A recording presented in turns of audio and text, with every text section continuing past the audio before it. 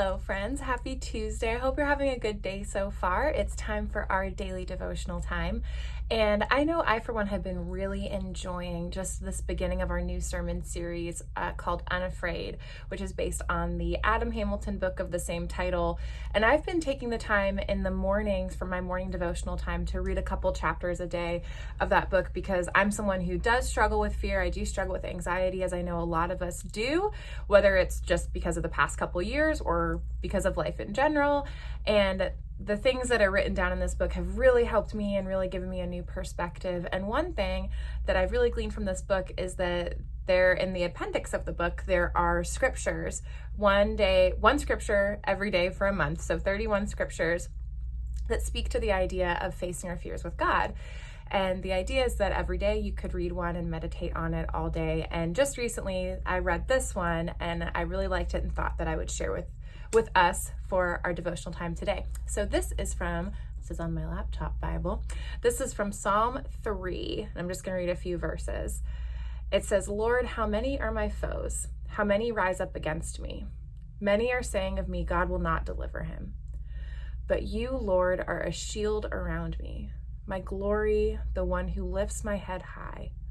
I call out to the Lord, and he answers me from his holy mountain.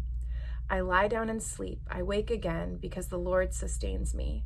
I will not fear though 10,000s assail me on every side."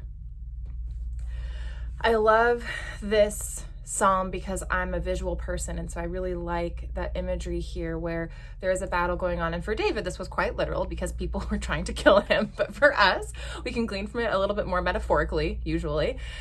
I love the idea of feeling like we're stuck in a battle where it does feel like things are just coming at us on all sides. And as someone who struggles with anxiety, I know that that's how life can feel a lot of the time for all of us in different seasons. It can feel like we are like David was in the psalm, and there are thousands of things or people or situations like Richard was preaching about on Sunday. You know, you turn on the news and there's just thing after thing and bad news after bad news.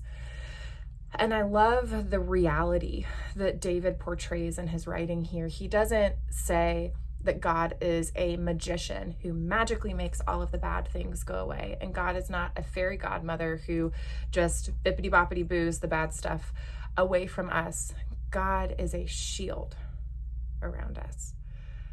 And I picture just a big giant shield that's bigger than us, that can protect us, that offers us not an easy way out of the troubles of life. Jesus says in John chapter 16, "In this world you will have troubles, but take heart, I've overcome the world." We have a God who is realistic in that way. We can understand that life is going to throw things at us, but we have a God who is willing to protect us and who promises to protect us in the midst of that. And so as we continue on in the psalm, we see that David would even choose to mention that he fell asleep.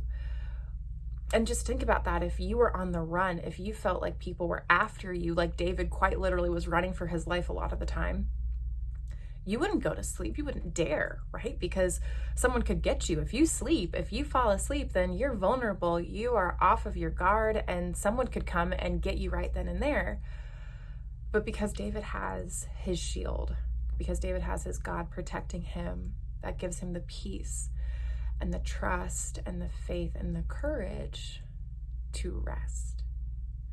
And so, friends, I pray that this scripture, that the knowledge of our God with us would be able to give us the peace to rest, knowing that we have a shield around us. God is our shield. God is our protector. It doesn't mean bad things don't happen, but it means that we can continue living in spite of the fear, in spite of the bad things that might be going on, because we have a God who protects us. We have a God who, as David says, is our shield.